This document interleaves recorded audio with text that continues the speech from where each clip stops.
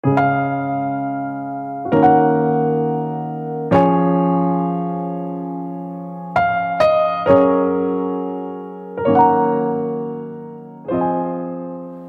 Seekers, Allah kita senang loh mendengarkan pujian bayi dan anak-anak. Mazmur pasal 8 ayat 3 mengatakan, dari mulut bayi-bayi dan anak-anak yang menyusu telah kau letakkan dasar kekuatan karena lawanmu untuk membungkamkan musuh dan pendendam.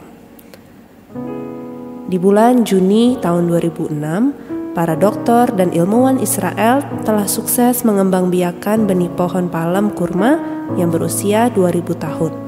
Benih itu ditemukan di benteng Masada dekat sebelah timur Laut Mati. Benih itu dinamakan Metusalah yang berasal dari nama orang tertua yang tercatat di dalam Alkitab. Selain tertantang untuk bisa membangkitkan benih yang telah lama tidur, tim itu juga sangat ingin mempelajari tentang pohon yang dipuji di Alkitab karena memberikan naungan, makanan, keindahan, dan juga bisa untuk pengobatan. Pohon palem kurma juga mempunyai peran yang sangat penting di Alkitab. Dalam Perjanjian Lama, pohon itu sangat berkaitan dengan bait suci dan kehadiran Tuhan. Di dalam Perjanjian Baru digambarkan bagaimana orang banyak yang sangat besar jumlahnya dengan bersemangat memuji-muji Tuhan dan melemparkan ranting-ranting pohon palem di bawah kaki Tuhan Yesus ketika dia mengendarai seekor keledai memasuki Yerusalem. Kamu tahu kisah itu bukan? Tahukah kamu apa yang dilakukan orang-orang itu? Ya, mereka memuji-muji Tuhan Yesus. Mereka berseru, Hosana bagi anak Daud, diberkatilah dia yang datang dalam nama Tuhan, Hosana di tempat yang maha tinggi. Tetapi sayang sekali, ada orang-orang yang tidak senang dengan puji-pujian itu. Hati mereka sangat jengkel dan mereka mulai mengkritik Tuhan Yesus. Mereka berkata kepada Tuhan, Engkau dengar apa yang dikatakan anak-anak ini? Mereka seolah-olah ingin mengatakan, Engkau sudah mendengar pujian yang dikatakan anak-anak ini bukan? Mengapa engkau tidak melarang mereka dan menyuruh mereka diam?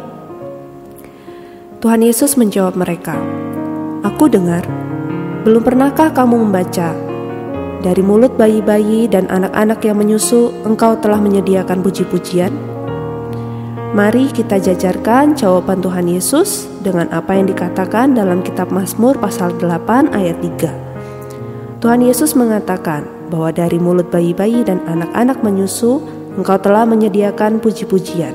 Sedangkan di dalam kitab Mazmur dikatakan, dari mulut bayi-bayi dan anak-anak menyusu telah kau letakkan dasar kekuatan karena lawanmu untuk membungkamkan musuh dan pendendam.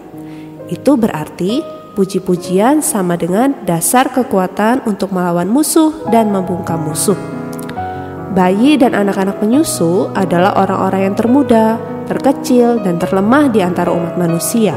Tetapi mereka telah dipersiapkan untuk melawan musuh dan membungkam musuh.